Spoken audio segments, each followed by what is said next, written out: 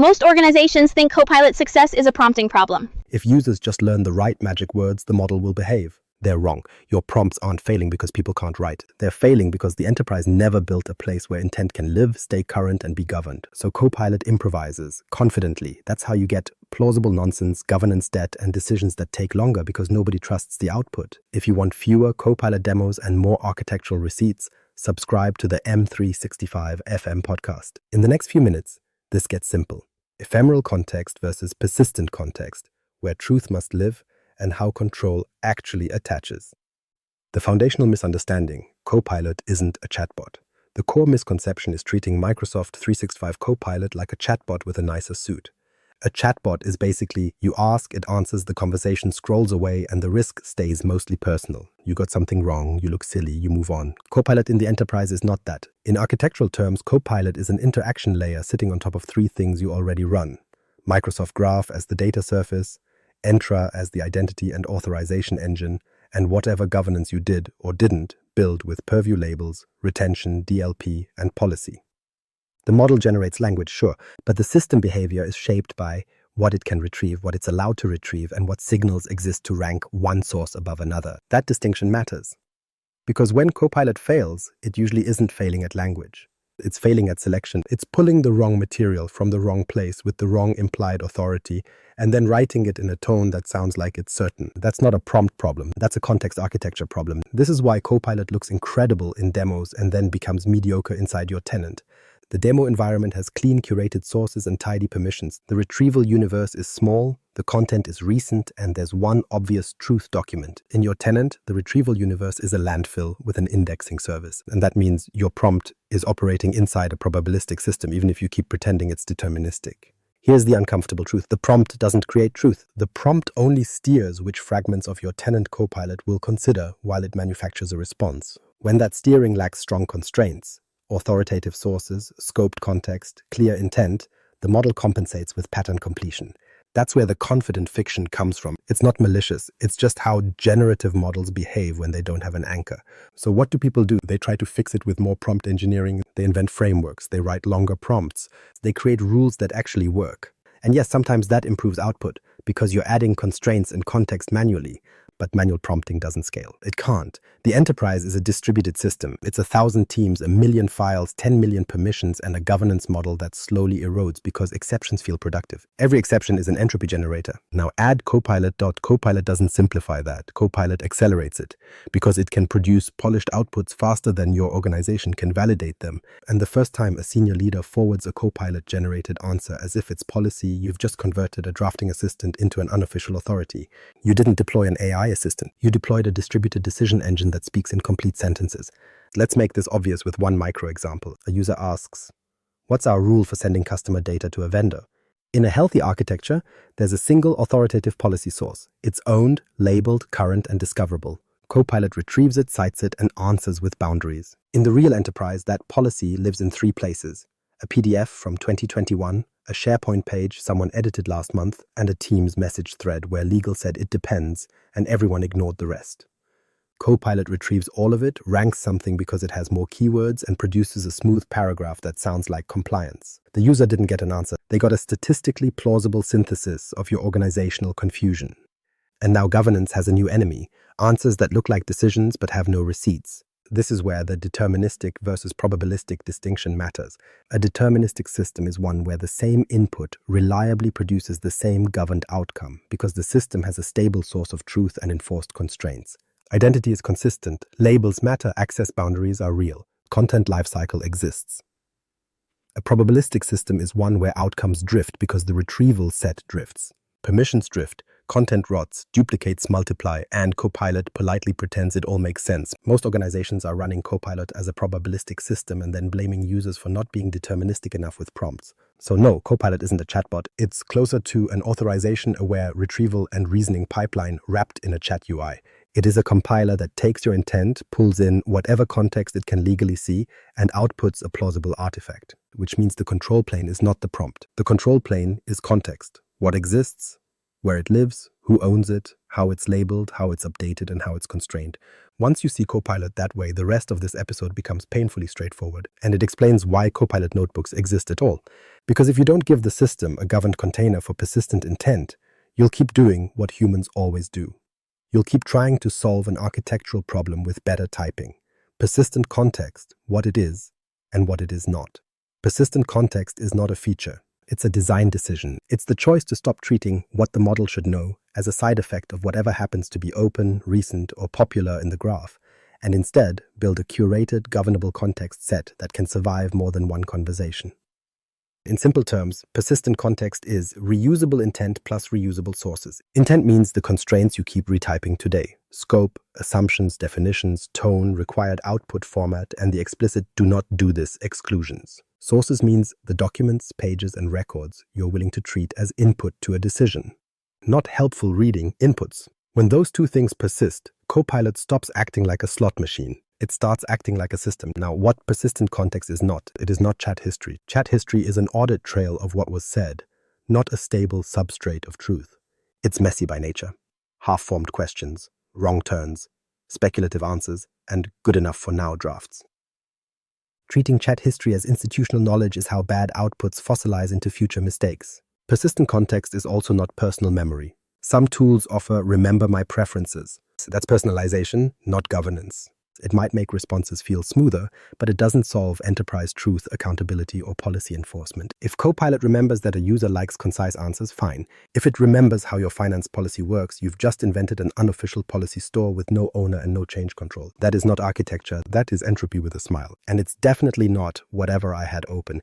This is the most common illusion in Copilot usage, the belief that proximity equals authority. The deck you were reading, the email you skimmed, the meeting recap you forgot you joined, none of that is authoritative by default. It's merely adjacent. Copilot can retrieve adjacent. It cannot infer intent from adjacency. The system doesn't know if that slide deck is final draft or a dead end someone sent to get you off their back. So persistent context needs to be treated as an asset class. That distinction matters because assets have owners. They have life cycles. They have review cadences. They have audit expectations. If you want Copilot outputs to be stable enough to trust, the context feeding those outputs has to be stable enough to defend. You can't defend a pile of links. You defend a curated corpus with explicit intent. This is also where enterprises accidentally build the opposite. They build context by accumulation, not by design. Someone creates a team, then a channel, then a SharePoint site, then a folder, then 5 copies of the same PowerPoint with different final V7 real final names. Then loop components start living in chats and meeting notes and pages copied around like confetti. Then people bookmark things. Then people stop updating things. Then everyone assumes the latest is whatever they touched most recently. That is not persistent context. That's context sprawl pretending to be knowledge. And it gets worse because Copilot is polite. It will answer anyway. It will synthesize the sprawl into something coherent sounding even when the underlying material contradicts itself. The enterprise interprets coherence as correctness. It isn't. Persistent context requires a boundary. A boundary is a deliberate reduction in the retrieval universe. It's saying, for this domain, these are the sources that count. And these are the instructions that define how to interpret them. That's why notebooks are interesting. Not because they're OneNote on steroids, but because they represent a container where you can bind sources and intent together repeatedly with traceability. You can keep the same constraints and the same references and iterate outputs without relitigating what truth even means. But persistent context also implies governance has somewhere to attach. If the source set is curated, labels and retention policies matter, access boundaries matter, ownership matters, review cadence matters. And when something changes, policy updates, vendor changes, regulatory changes, you can update the context asset and know what downstream reasoning environments depend on it. In other words, persistent context turns prompting into configuration. And yes, that scares people, because configuration implies responsibility. Good. Because the alternative is what you already have. A probabilistic system producing confident fiction at enterprise scale. Next, the first failure mode shows up immediately. Copilot, hallucinating policy enforcement because the enterprise never placed policy where it can be retrieved as truth. Failure mode 1, hallucinated policy enforcement. This failure mode is the one that makes auditors sweat because it doesn't look like a security incident. It looks like help. Someone asks Copilot a policy-shaped question, Copilot responds in a policy-shaped tone, and the organization treats the answer as policy because it sounds clean, complete, and confident. The system didn't enforce anything. It narrated something. That distinction matters. Hallucinated policy enforcement happens when a generative system gets asked to behave like a rule engine, but you never gave it an authoritative rule source that the retrieval pipeline can consistently anchor to. So it does what it was built to do. It synthesizes patterns from whatever it can see. It writes a plausible policy paragraph by stitching together fragments of old guidance, partial exceptions, and whatever happens to be keyword dense. And because it's written in adult sentences, people stop questioning it. The most common trigger is a question that has the shape of governance. Are we allowed to? What's the rule for? Do we need approval if? What label do we apply to? Can I share this with a vendor? These questions are not about content. They're about decisions. They're requests for boundaries. In a well-designed enterprise, those boundaries live in one of two places: an enforced control in the platform or an authoritative policy artifact with ownership, lifecycle, and semantic stability. Ideally, both. In most enterprises, those boundaries live in a PDF nobody owns, a SharePoint page everybody edits, a Teams thread where someone said fine, and a training deck that's now wrong. 4 sources, 4 levels of authority, 0 enforced hierarchy. So Copilot picks one, or blends them, or worse, invents the missing glue. Here's what makes this failure mode lethal. Copilot often doesn't hallucinate random facts. It hallucinates governance. It hallucinates certainty. It hallucinates the existence of a rule that the enterprise wishes it had. That's how you end up with compliance by autocomplete.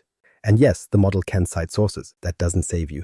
Citations often validate that Copilot reads something, not that what it read is current, authoritative, or even internally consistent. If the citations point to the wrong truth, you've just built a more confident delivery mechanism for the wrong decision. This is why policy content can't be treated as just more content. Policy is a control plane artifact. A policy statement without controlled change is not a policy. It's a suggestion that rots. A policy statement without ownership is not a policy. It's a rumor with a URL. A policy statement without enforced semantics is not a policy. It's a paragraph that competes with every other paragraph in your tenant. And the enterprise loves paragraphs. So this failure mode shows up in predictable places. HR asks about leave, discipline, or hiring rules. The policy lives in a handbook PDF from 2 reorgs ago and a half-updated intranet page. Copilot answers like it's the HR director, and the manager forwards it to an employee. Now, the organization has created a human impact event with no authoritative anchor. Security asks about data classification and sharing.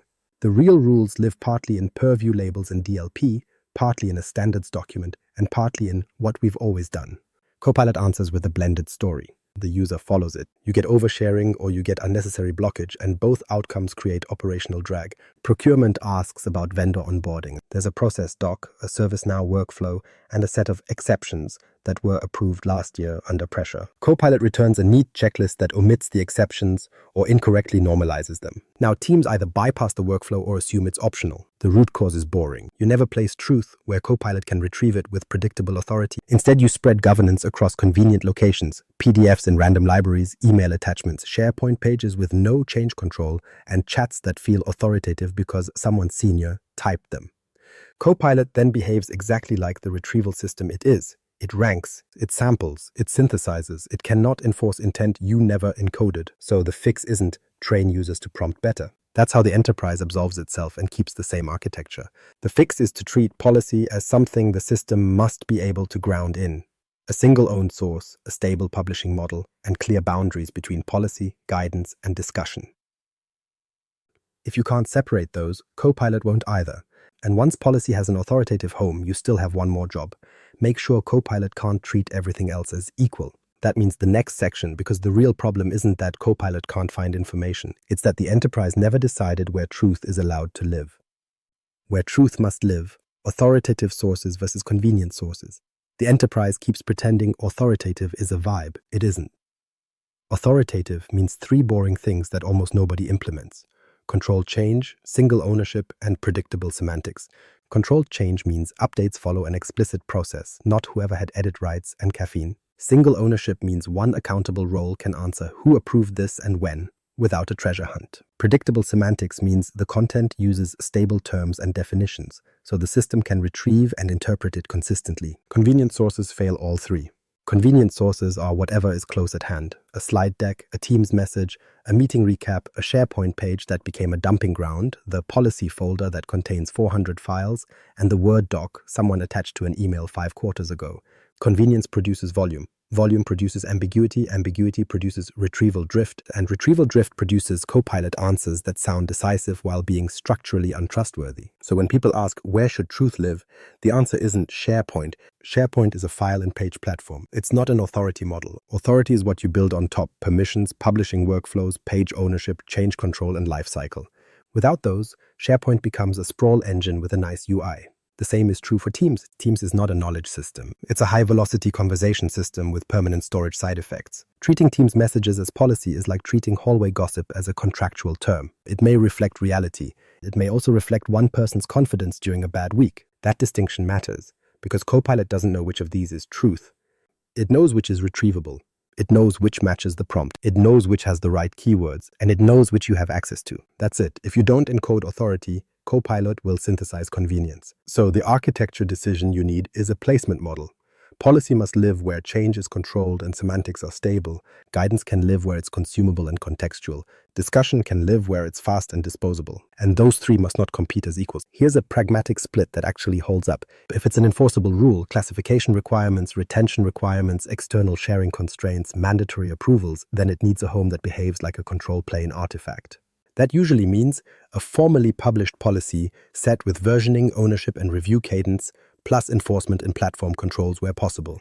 Purview doesn't store all your policy, but it does express policy as label taxonomy, retention, and DLP behaviors. That's the point. It turns narrative rules into machine-enforceable constraints.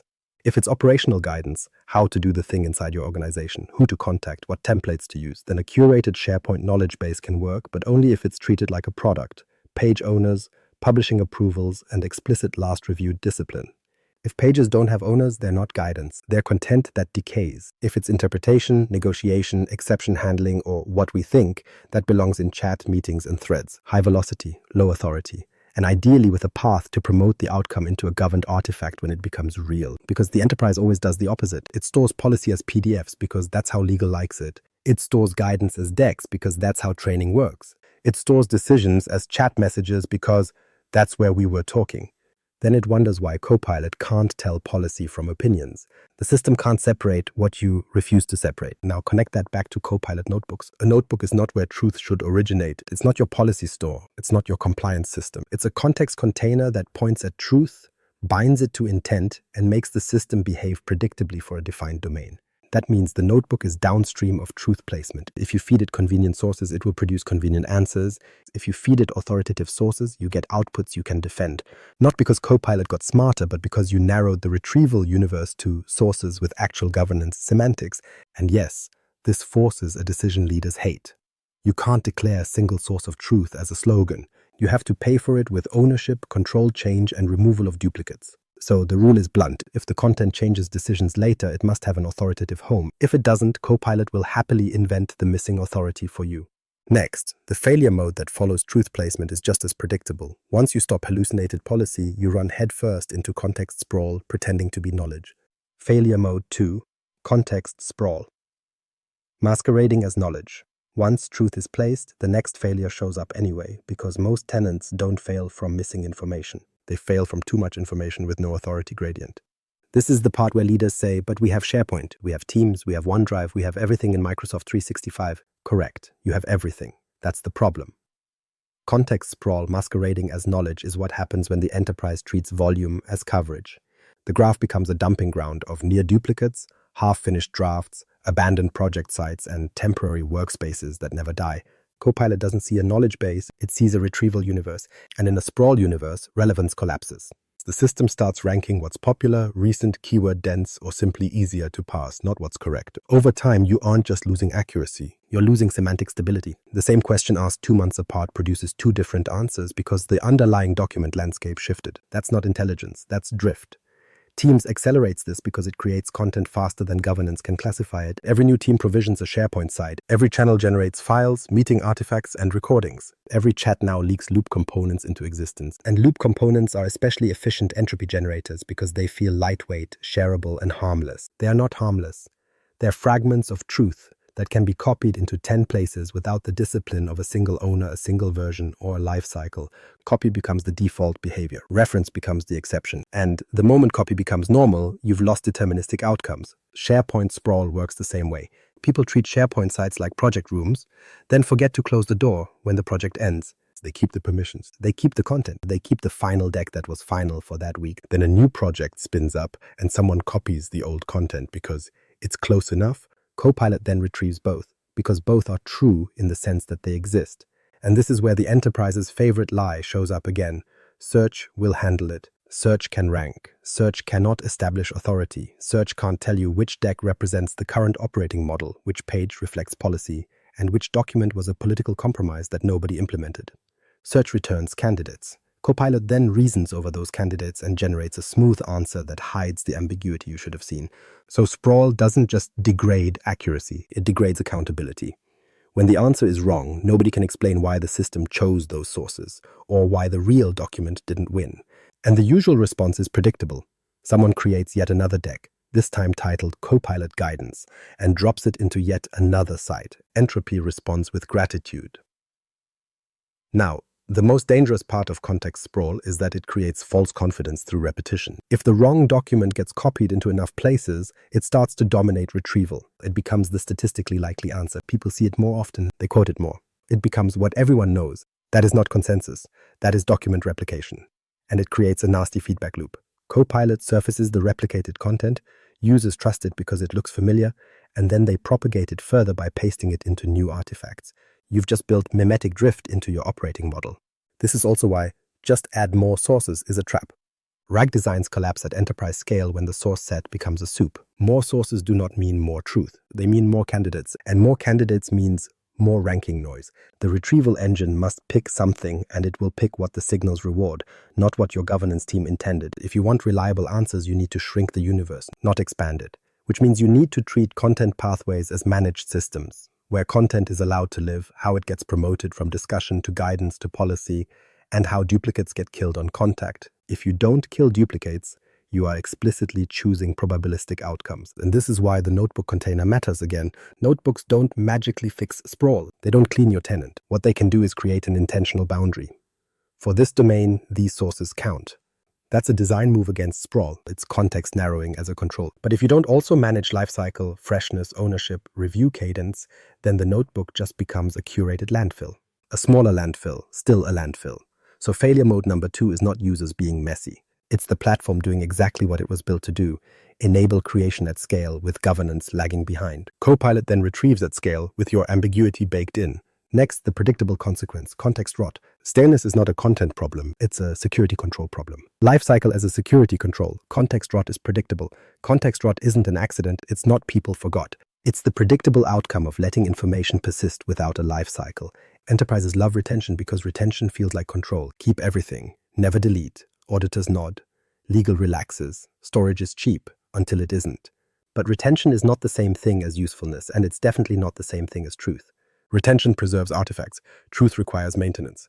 And the moment Copilot enters the environment, staleness becomes a first-class risk. Not because old documents exist, but because old documents get retrieved. They become inputs to new decisions. That turns outdated guidance into an operational vulnerability.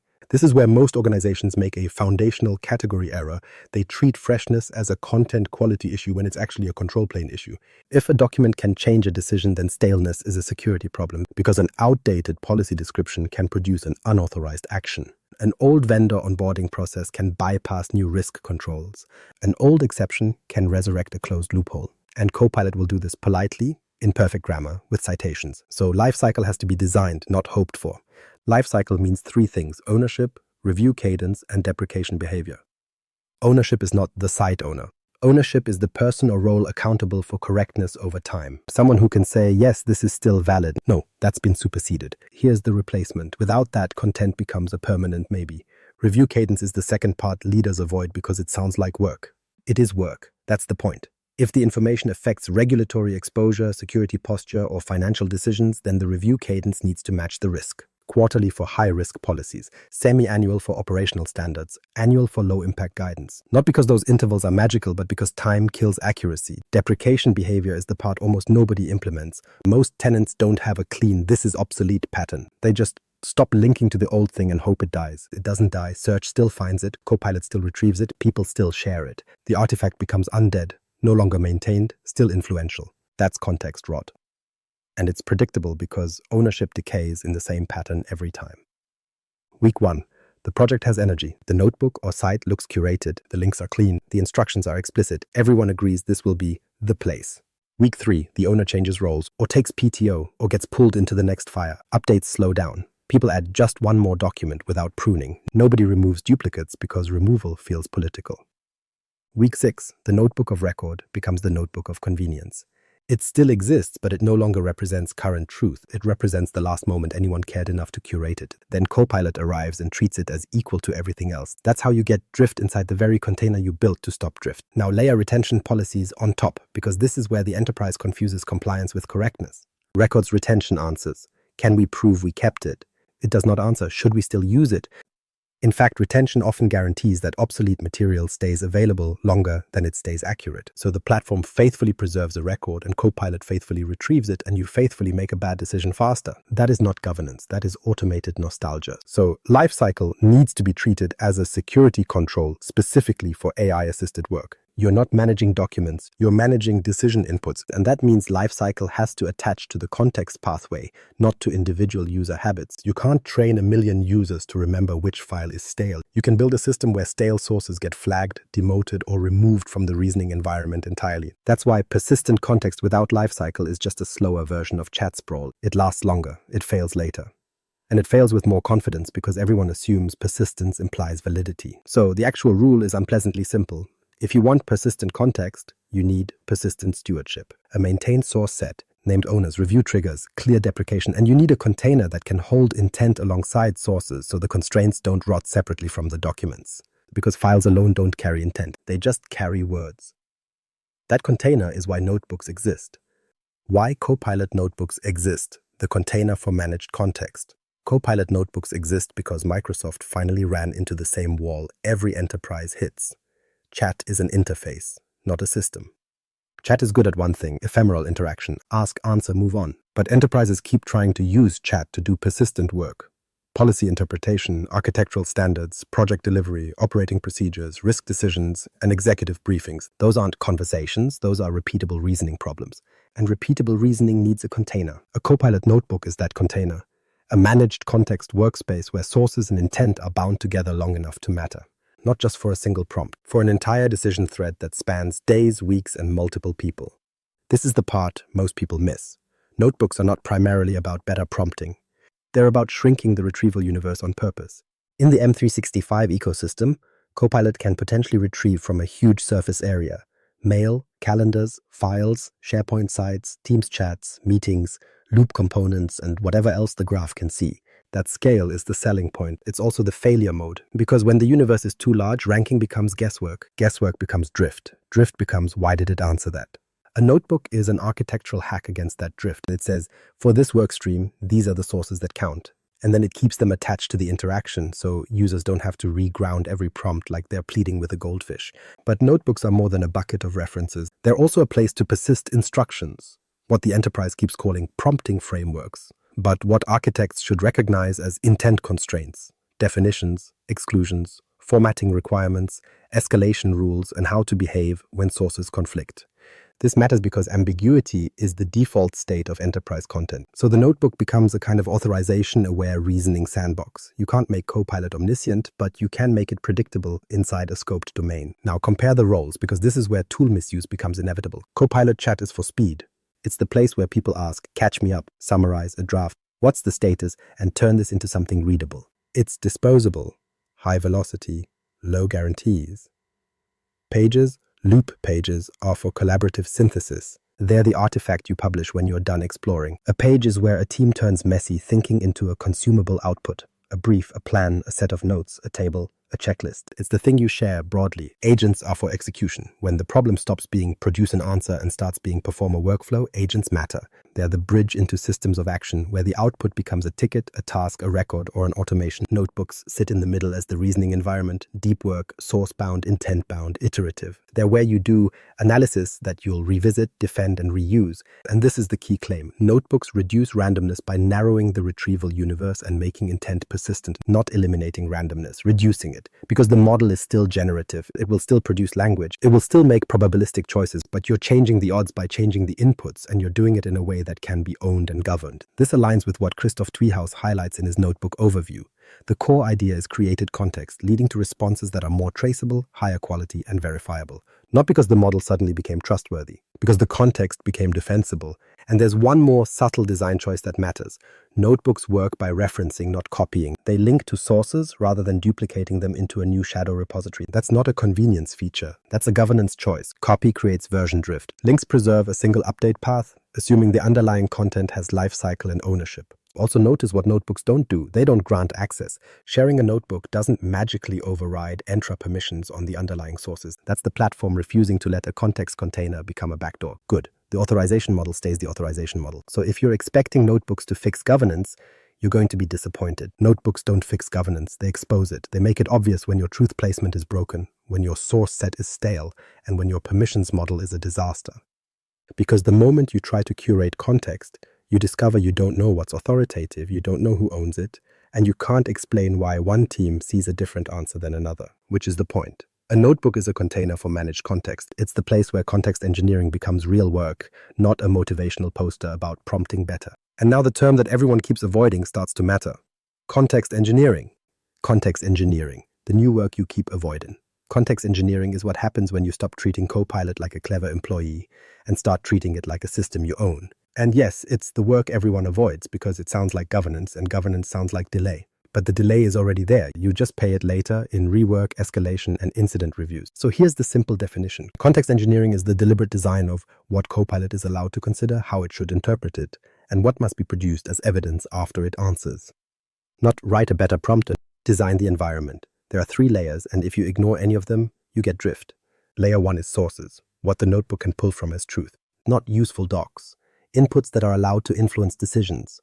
This is where you enforce authority, the policy set, the standard operating procedure, the approved templates, the canonical architecture decisions, the vendor contracts that actually apply. You're building a small corpus with high signal, not a library with high volume. Layer 2 is instructions, the persistent intent. This is where you encode the rules your organization keeps relying on people to remember. What to do when sources conflict, what definitions to use, what to refuse to answer, when to escalate to a human, which output formats are acceptable. This is the part executives call tone, but architects should recognize as constraints and guardrails that reduce ambiguity. Layer 3 is outputs, the decision record. This is the part almost nobody builds, and it's why Copilot adoption stalls. If the output can't be defended, it can't be trusted. And if it can't be trusted, it stays a toy. Outputs need to behave like receipts.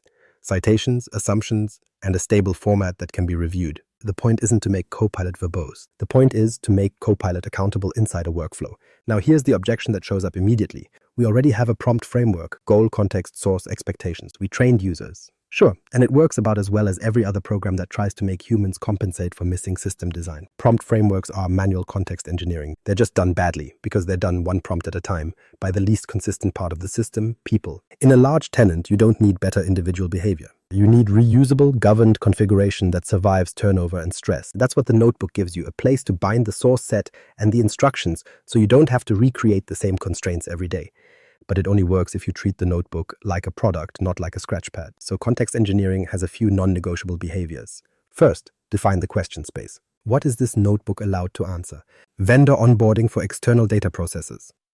Project status and risks for program X.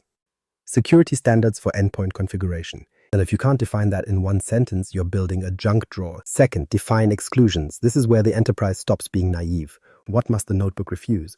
Legal interpretation beyond policy text, HR advice beyond published guidance, anything involving regulated data movement without explicit citations. The system needs permission to say no, or it will say yes in fluent English. Third, define the authoritative source hierarchy.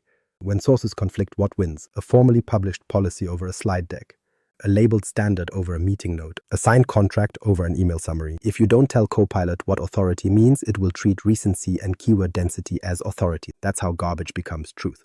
Fourth, make ownership explicit. Not everyone can edit.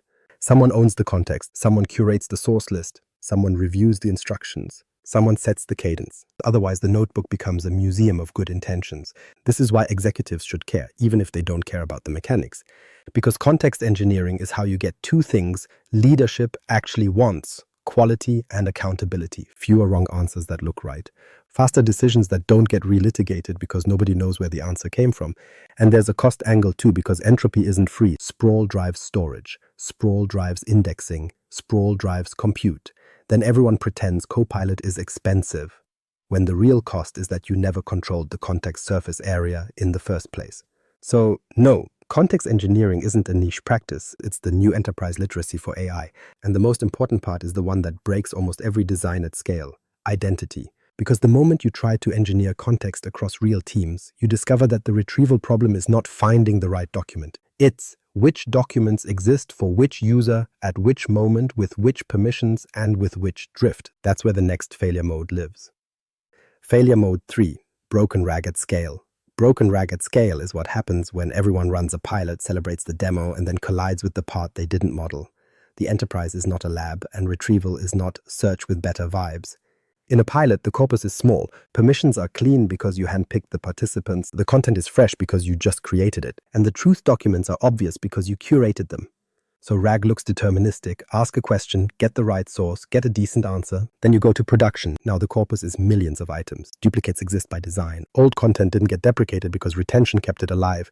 Teams spun up hundreds of sites that nobody owns. And permissions drifted because share with the vendor felt urgent at the time. RAG still works, technically.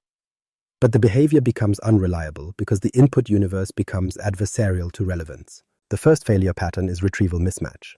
The correct document exists, but it doesn't dominate the ranking. The wrong document wins because it has more keywords, more repetitions, a more generic title, or simply fewer access constraints. In other words, the system doesn't retrieve the best source. It retrieves the most retrievable source. That distinction matters. Because in enterprise content, easy to retrieve often correlates with least governed. Broad access, weak ownership, lots of copies, lots of drafts. The exact opposite of what you want feeding an AI that speaks with confidence. The second failure pattern is permission skew. When a user asks a question, the system can only retrieve what that user is allowed to access. So two users ask the same question and get different answers, not because the model behaved differently, but because the retrieval set was different. The organization interprets this as Copilot is inconsistent. Copilot isn't inconsistent. Your authorization graph is. This is the part leaders don't like hearing. RAG in Microsoft 365 is not global enterprise truth. It is authorization-filtered truth. The answer is always shaped by the caller's identity. That's how it should be. But it means your context strategy must assume fragmentation. There is no single answer across the enterprise unless you designed one. The third failure pattern is freshness collapse. People assume retrieval will find the latest version. But latest is not a stable concept in a tenant with multiple copies, multiple sites, and multiple publishing pathways. A policy PDF from last year might be latest in one library. A page updated yesterday might be latest elsewhere. A deck revised this morning might be latest in someone's OneDrive. The retrieval engine doesn't understand your publishing model because you never built one, so you get temporal roulette. And this is where the enterprise starts doing dangerous things like asking Copilot to only use the most recent document, as if recency implies authority. Recency often means someone touched it, not someone governed it. The fourth failure pattern is the observability gap. When an answer is wrong, you can't explain why it happened. You might see a few citations, but you can't see the ranking rationale, the excluded candidates, the permission filtering decisions, or the full context window that shaped the generation. So the platform owners can't debug, architects can't defend, and leadership can't trust. This is why RAG is not a feature, it's a system. And systems require observability and control surfaces if you want reliable behavior. Now, to be clear, none of this means RAG is bad. It means the common mental model is wrong. Most people treat RAG like search, type words, get the right file. But RAG is not search. RAG is retrieval plus synthesis under constraints. The output is not the document. The output is a generated artifact that inherits every ambiguity in the retrieval set. So when the retrieval set is messy, the synthesis is confident nonsense. And when the retrieval set is permission fragmented, the synthesis becomes user fragmented. And when the retrieval set is stale, the synthesis becomes operationally dangerous. This is why notebooks matter again. They narrow the retrieval universe and keep the source set explicit. They don't solve identity, they don't solve freshness, they don't solve sprawl, but they let you design a bounded reasoning environment where RAG has a fighting chance to behave predictably. And here's the uncomfortable truth. If you can't explain why an answer happened, you don't have an AI system. You have a slot machine with citations, which is why the next section is unavoidable. The real control plane isn't the model, it's Entra. Entra as the real control plane, identity shapes context. Everyone keeps looking for the Copilot control plane inside Copilot. It isn't there. The real control plane is Entra, because Entra decides what Copilot is even allowed to consider as context. Not what it answers, what it can see. And that means identity doesn't just secure Copilot. Identity shapes Copilot's reality. That distinction matters. In Microsoft 365, retrieval is authorization filtered. Copilot doesn't retrieve the best answer. It retrieves the best answer you're permitted to access at that moment with your current group memberships, your current link permissions, and whatever inheritance chaos your tenant accumulated over the last decade. So when leadership asks, why did Copilot tell finance one thing and legal another? The answer is usually boring. Different users, different graphs, different retrieval sets. Copilot didn't contradict itself, your authorization graph did. And the enterprise keeps acting surprised because it still treats identity like a gate at the front door. Authenticate, then you're inside. That mental model died years ago. Entra is a distributed authorization system. It's continuously evaluated. It's group memberships, conditional access outcomes, app permissions, share links, external collaboration settings, and the slow erosion of least privilege as urgent work keeps demanding exceptions. Those exceptions don't stay isolated, they accumulate. Permission drift is not a one-time mistake. It's a structural behavior. Groups expand, owners change, sites inherit permissions, nobody remembers, and guest access becomes permanent because we might need them again. Then someone creates a sharing link with anyone with the link because the vendor couldn't access the file and the meeting started in 2 minutes. That single link is an entropy generator because now the document's audience is no longer defined by a group with owners and lifecycle. It's defined by the existence of a URL. And Copilot will happily retrieve that document for anyone who can access it. The link didn't just share a file, it changed the retrieval landscape. Now take that to scale. SharePoint inheritance breaks in odd places. Teams create sites automatically. Loop components get shared and reshared across chats. Users drop files into OneDrive and then share them externally with links. Group-based access and link-based access collide, and nobody has a clean map of who can see what anymore. So RAG at scale becomes permission chaos at scale. This is why Copilot notebooks will fix it, is the wrong expectation. A shared notebook does not grant underlying resource access. Notebooks can reference files and pages, but Entra still enforces access to the targets. If someone opens your notebook and half the sources show as inaccessible, that isn't a notebook problem. That's the system telling you the truth. Your team doesn't share a common context boundary. And if your team doesn't share a common boundary, you will never get consistent answers. You'll get role-shaped answers, which is fine until you pretend they're enterprise truth. So Entra becomes the real control plane for persistent context because it defines the audience for truth. If your authoritative policy lives in a site that everyone can read, you better mean everyone. If it lives in a restricted library, you better accept that many users will never get that policy as a grounding source. Therefore, Copilot will fill the gap with whatever else they can see. This is where architects have to stop being sentimental about collaboration. Open access increases reuse, but it also increases blast radius. Restricted access reduces blast radius, but it also fragments truth. You don't avoid that trade-off. You choose it, then you design for it. And the enterprise-friendly way to design for it is to make the truth layer broadly readable and tightly writable. Wide read access, narrow edit access, formal publishing, versioning, ownership. That's not bureaucracy. That's how you create a stable retrieval anchor across the tenant without letting content mutate through helpful edits. Then you use purview labeling and DLP to constrain sensitive parts of that truth so it doesn't leak where it shouldn't. Identity defines who can see. Labels define what can travel. Together they define the context boundary. But again, none of this is a Copilot feature. It's authorization architecture. So if you want persistent context to work, you have to stop treating permissions as an afterthought. You need to manage group sprawl, kill anonymous links, control guest access, and watch inheritance like it's a security perimeter, because it is. And you need to accept the harsh conclusion. Copilot outcomes are only as consistent as your identity model. If your Entra graph is drifting, your answers will drift. If your groups are unmanaged, your truth will fragment. If your sharing links are uncontrolled, your context boundary will dissolve. That's why governance can't attach to user behavior.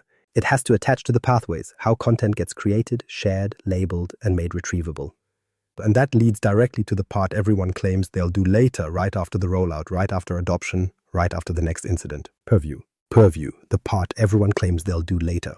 Purview is the part of the story where everyone nods, agrees, and then quietly changes the subject. Because purview feels like compliance tooling, and compliance feels like a tax, something to bolt on after the real work of Copilot adoption, right after the pilot, right after the excitement, right after the business units stop calling it magic. That delay is not neutral. It's an architectural choice to let Copilot operate without a classification model, without consistent policy signals, and without defensible handling for the outputs it generates. In other words, you're asking a probabilistic system to behave responsibly while you postpone the only machinery you have for expressing responsibility at scale. Purview isn't a sticker machine. Sensitivity labels aren't decorative. They're context constraints. They're machine-readable signals that say this content has a handling requirement, a sharing boundary, and sometimes an encryption boundary. When labels exist and are applied consistently, Copilot doesn't just see documents. It sees documents with guardrails attached. That's the point.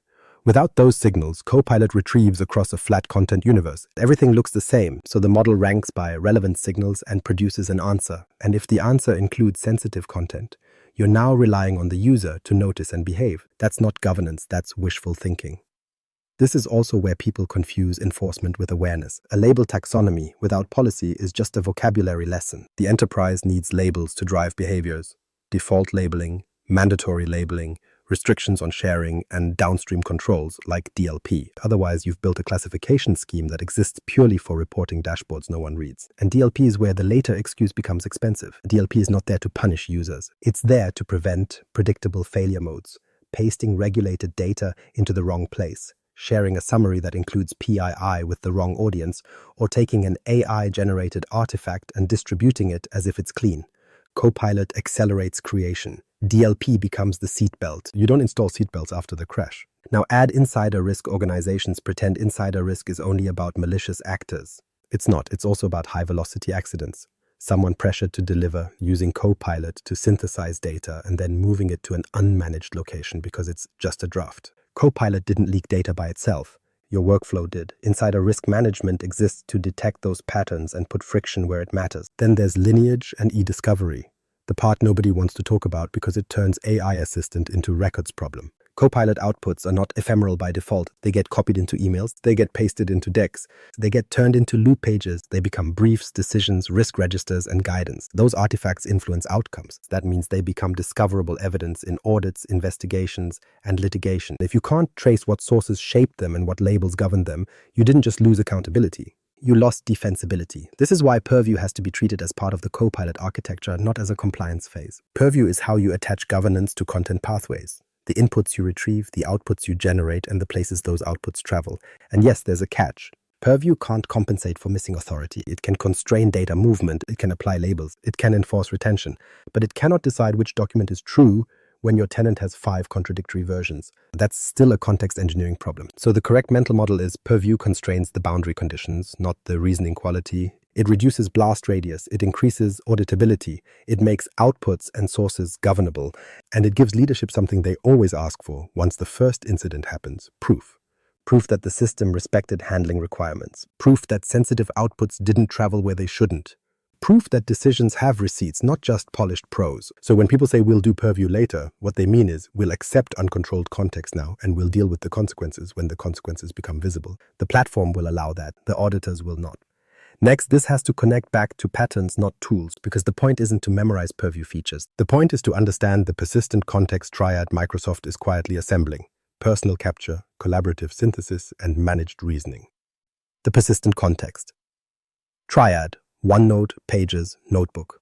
Microsoft is quietly building a triad for persistent context, and most enterprises will misuse all 3 parts because they'll treat them as interchangeable note-taking with AI. They're not. These containers behave differently, degrade differently, and govern differently. OneNote, Pages, and Notebooks. If you don't assign each one a role, your context strategy turns into a scavenger hunt across apps, and nobody can explain which artifact actually matters. OneNote is personal capture, fast, low friction, high convenience, and therefore low defensibility. It's where fragments live, meeting notes, screenshots, half ideas, and drafts. It should stay personal and mostly ephemeral. The moment a team treats OneNote as the system of record, you've outsourced enterprise truth to an individual's private workspace and a life cycle you don't control. Pages, loop pages, are collaborative synthesis. They turn messy thinking into something humans can consume: a brief, a checklist, a risk table, a plan. Pages feel official because they're tidy, but tidy is not approved. If a page becomes decision-driving, it needs ownership, control change, and review cadence. Otherwise, it's just a nicer wiki, and wikis decay into confident ambiguity. Notebooks are curated reasoning environments. They bind sources and intent into a repeatable context scope, so Copilot can produce outputs that are traceable and consistent inside a domain. Notebooks don't replace pages. They feed pages. The notebook is where you constrain the retrieval universe. The page is what you publish when you want others to consume the result. So the flow is simple. One node captures, notebooks constrain, pages communicate. And when something becomes enterprise truth, policy, standards, operating procedures, it needs to live in an authoritative publishing model with governance semantics attached. None of these three containers are your policy engine. They're context surfaces. Next, the practical checklist. How to decide what must be persistent and what must be allowed to die. The context design. Checklist. Persistent versus ephemera. The next mistake is assuming everything should be captured because AI is here now. That's how tenants turn into landfills with search bars. So the first checklist item is brutally simple. Decide what is allowed to die. Ephemeral context is the stuff that helps you think, negotiate, and explore but shouldn't become part of the enterprise memory. Brainstorming, half-formed options, draft language. What if we... Conversations, early risk spikes that get resolved. Political compromise, notes that were true for one meeting and toxic forever after. Most teams chat, most meeting chatter, most whiteboard captures. Ephemeral is not worthless. It's just not an asset. It's a consumable input to get to a decision. And if you persist it by default, Copilot will retrieve it later and treat it as if it still matters. That's how yesterday's uncertainty becomes today's guidance. Persistent context is different. Persistent means this content is expected to influence decisions later, and the enterprise is willing to be accountable for it. Policies, standards, architectural decisions, operating procedures, approved templates, vendor onboarding rules, security baselines, financial assumptions used in planning, anything that becomes a reference point for why did we do it this way. Here's the litmus test. If someone will ask who approved this, it needs persistence, not save the file somewhere. Persistence with ownership, lifecycle, and a place in the authority hierarchy. Now, leaders love to skip this and say, just put it all in a notebook. No. A notebook is not a garbage compactor. It's a bounded reasoning environment. If you treat it like a dumping ground, you are literally curating your own future hallucinations. You're building a retrieval corpus that contains contradictions, drafts, and opinions, then acting surprised when Copilot synthesizes them into something that sounds official. So apply the split. Ephemeral use cases. Ideation sessions, negotiation prep, exploratory Q&A, meeting catch-up, quick comparisons, draft emails, give me options, summarize this thread. What did we decide last week when the decision isn't actually recorded anywhere else? This is Copilot chat territory. It's fast, it's disposable. It should not become the enterprise's memory. Persistent use cases, anything that changes how people operate. That includes what's the correct label and why. Are we allowed to share this externally? What's the approved process? What is the standard build? What are the non-negotiable controls? What does confidential mean here? What is the current vendor stance? What is the architecture decision and its rationale? These questions aren't about productivity. They're about governance and repeatability. They deserve a persistent context container, whether that's a notebook bound to authoritative sources or a published knowledge base or a formal policy artifact. Now, the uncomfortable rule that actually holds, if it changes decisions later, it needs persistence and ownership. Not because it's important, because it's a decision input. And in an AI-assisted enterprise, decision inputs are part of the control plane. This is also how you stop wasting effort on pointless documentation. People document too much when they don't know what counts. If you define the persistent set, you can let everything else stay ephemeral and stop pretending every meeting note is corporate memory. Most meeting notes are not knowledge. They are transaction logs for humans, useful in the moment, dangerous as future truth. So what does this look like in practice? If you're creating a notebook for a program, don't start by dumping your last 50 files into it. Start by declaring, what decisions is this notebook allowed to influence? If the answer is all of them, you've already failed. Define the decision domain. Then collect the smallest set of authoritative sources that govern that domain. Then capture the outputs that become decision records. Everything else stays outside. If you're building a page, treat it as a publication surface, not a scratchpad. Pages can be persistent artifacts, but only if you decide they are. If the page drives decisions, it needs an owner and a review date. If it doesn't, stop treating it like a living standard. If you're using OneNote, keep it personal and ephemeral by default. Promote only what matters. Otherwise, you'll create a parallel knowledge system that nobody can govern. And yes, this also applies to AI outputs. An AI-generated summary is ephemeral until you make it persistent. The moment you paste it into a standard, a brief, a policy draft, or an operating procedure, It becomes part of the enterprise memory and it must inherit governance. That means labeling, traceability, and review like any other decision artifact. Persistence is not a storage decision, it's an accountability decision. And once you get this split right, you unlock the next constraint. Persistence without boundaries is just a bigger surface area for wrong answers. The context design checklist, boundaries and constraints. Once you decide something deserves persistence, the next failure is assuming persistence automatically creates reliability. It doesn't. Persistence just makes the wrong thing available for longer. So the next checklist item is boundaries. Not vibes, not be careful. Boundaries that the system can follow and humans can audit. A notebook without boundaries becomes a multi-tenant junk drawer. It answers whatever you ask from whatever it can reach in whatever format feels convenient that day. That is just chat sprawl with a nicer sidebar. So define the question space first. Every notebook needs a one-sentence charter. What it is allowed to answer, for whom, and in what operational domain. This notebook answers questions about third-party vendor onboarding requirements for our EU operations. This notebook produces security exception assessments for endpoint configuration controls. This notebook generates weekly program risk briefs for Program X. That sentence is not documentation, it's scope control, because scope is how you stop the notebook becoming the place people ask everything, then blame the platform when answers get fuzzy. Next, define exclusions explicitly. This is where the enterprise stops pretending AI is a colleague with judgment. It isn't, it's a synthesis engine. If you don't tell it what not to do, it will happily step into legal advice, HR interpretation, or just tell me what we can get away with territory. And it will do it in confident prose that looks like authority.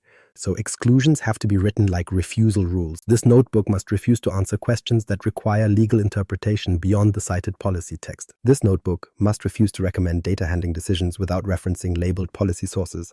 This notebook must escalate to security when a requested action involves external sharing of sensitive data. Refusal is not rudeness, it's control. Then define an authority hierarchy. Not in a PowerPoint. In the notebook's persistent instructions, when sources conflict, what wins? Published policy beats guidance. Guidance beats draft notes. Signed contract beats email summary. A labeled standard beats an unlabeled deck. If you don't encode this hierarchy, the retrieval engine will treat the thing that matches the prompt as the winner. That's how keyword density becomes governance. And yes, this is where some leaders get uncomfortable because it forces you to admit that we have multiple truths is not a cultural nuance, it's operational debt.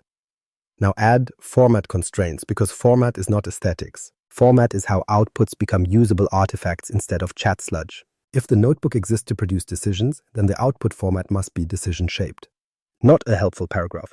So choose the outputs you will allow. Decision memo with sections, question, constraints, sources used, recommendation, risks, and escalation required. Risk register entry with fields, risk description, likelihood, impact, mitigation, owner, and review date.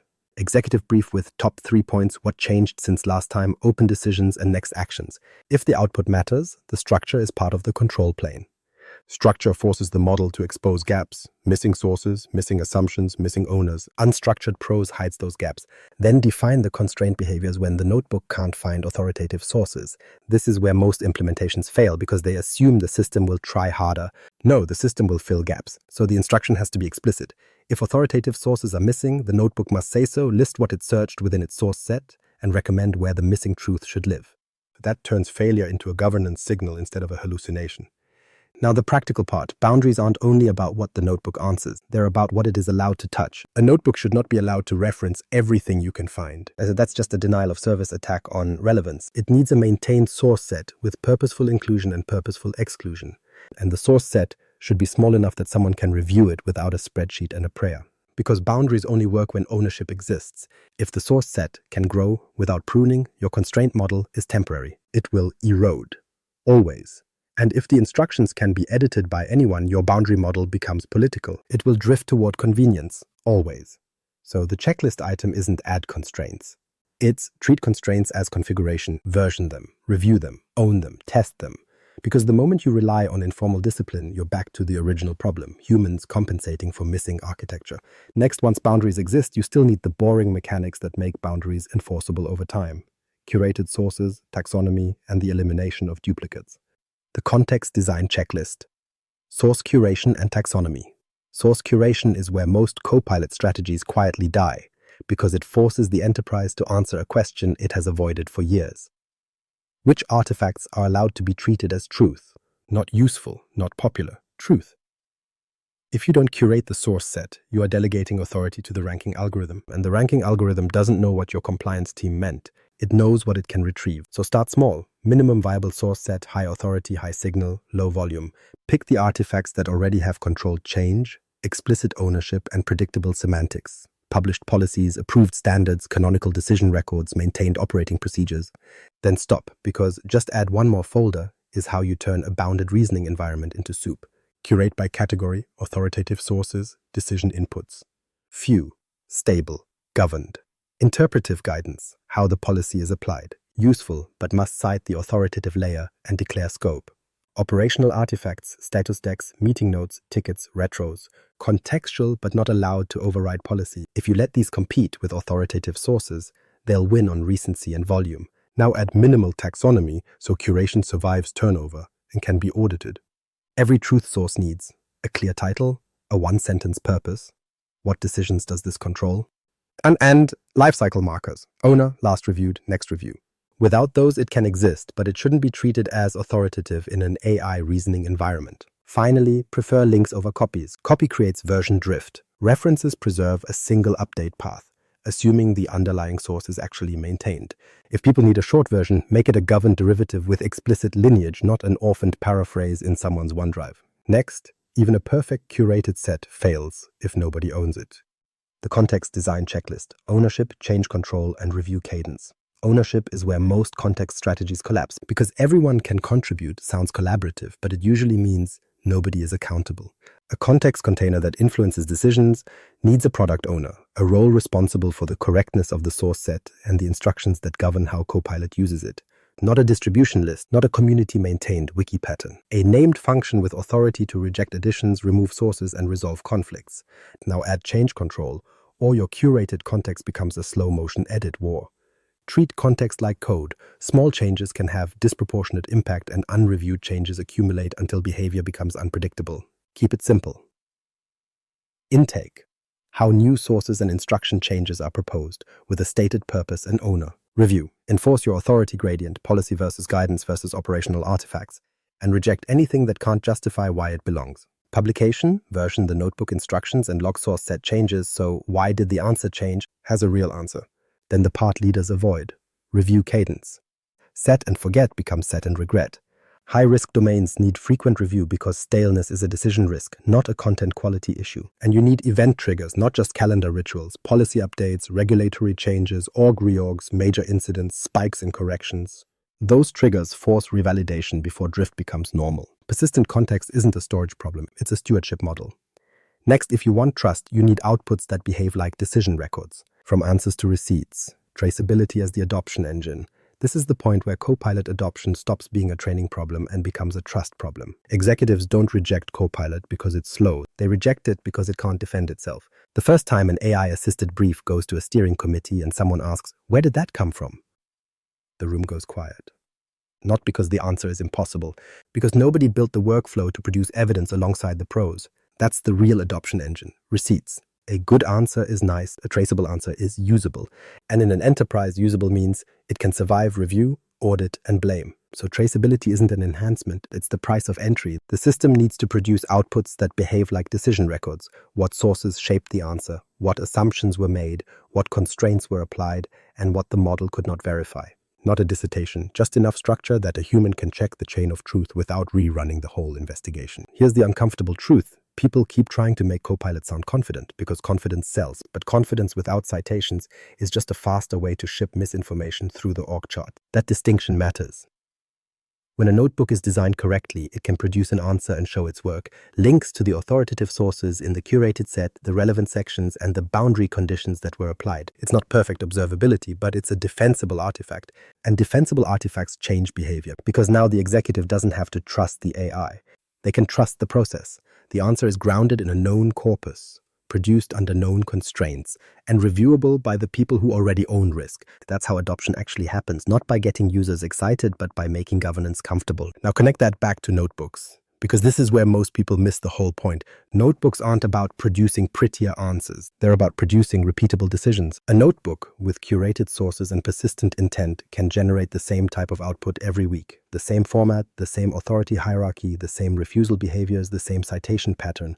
That creates a stable operating rhythm. And executives love rhythm because rhythm is predictability. This is also why outputs are the third layer of context engineering. If outputs aren't captured as artifacts, the organization can't learn. Every question gets asked again. Every decision gets relitigated. Every meeting becomes an archaeological dig through chat logs and half-remembered summaries. Receipts end that cycle. And this is where the microbehavior matters. Stop letting answers die in chat. If a Copilot output influenced a decision, it needs to graduate into a persistent artifact. A loop page, a memo, a ticket comment, an architecture decision record, a risk entry, something with a life cycle. Chat is where the thinking happens. The artifact is where the organization remembers. That's also how you start measuring quality without pretending you can measure AI correctness directly. If the output is an artifact, it can be reviewed, it can be sampled, it can be corrected, it can be compared to source changes, and it can be audited when someone inevitably asks, why did we approve this? Now, traceability also solves a problem leaders don't articulate well. Decision latency. When people don't trust the provenance of information, they slow down. They ask for more meetings. They ask for more approvals. They ask for just one more review. Not because they love process, but because they can't tell what's real. Receipts shrink that latency. If the output includes citations and an explicit assumption list, reviewers can focus on the actual disagreement, not on reconstructing the context. And that's the economic benefit nobody markets properly. Copilot doesn't save time because it writes faster. It saves time when it reduces rework and revalidation. Now, one more constraint. Receipts have to be shaped like your governance model, not like a generic AI response. If you need to defend a recommendation, the output should include sources used, policy implications, risk notes, and escalation triggers. If you need an operating procedure, the output should include step sequence, preconditions, exceptions, and owner. If you need an executive brief, the output should include what changed, what matters, and what decision is required. When outputs have stable structure, people stop arguing about formatting and start arguing about substance. That's when the system becomes a tool instead of a novelty. So the adoption engine isn't prompt training, it's building a workflow where Copilot outputs leave a paper trail. And once you start demanding receipts, a lot of the earlier problems become visible immediately. Missing authoritative sources, stale content, permission fragmentation, and unlabeled artifacts that shouldn't be traveling. Good. Visibility is how you pay down governance debt. Now the story has to move from reasoning to action because the moment the enterprise trusts the output, it will try to automate the outcome. When Copilot stops talking and starts doing, Power Platform plus service. Now, this is where the enterprise gets reckless. The moment Copilot outputs look credible, someone says, great, can we automate that? That's how you cross the line from drafting words to changing state. Tickets, approvals, access, vendor onboarding, notifications, workflows. Automation doesn't make weak context less risky, it makes it executable. So the handoff must be explicit. Copilot proposes. Power Platform orchestrates, service now records and governs. If you let a good answer become an automatic action, you're not adopting AI, you're scaling mistakes. Use a boring pattern on purpose. Event, reasoning, orchestration, audit trail. Event, a request arrives through an existing workflow entry point. Reasoning, Copilot produces a structured recommendation with receipts, policy source, constraints, risk notes, what's missing, and escalation flags. Orchestration, Power Platform or service, now runs only if the output meets a contract. Required fields present, citations included, labeling constraints satisfied, escalation respected. No contract, no action. Audit trail, the ticket change record includes the references and the decision rationale. Not for theater, for post-incident survival. And remember the part that matters more as you automate, identity. Flows run as someone, user, connector, managed identity, service principal. If that identity is broad, you've turned a chat UI into a privileged actuator. Least privilege stops being a slogan the first time an automated flow moves data where it shouldn't.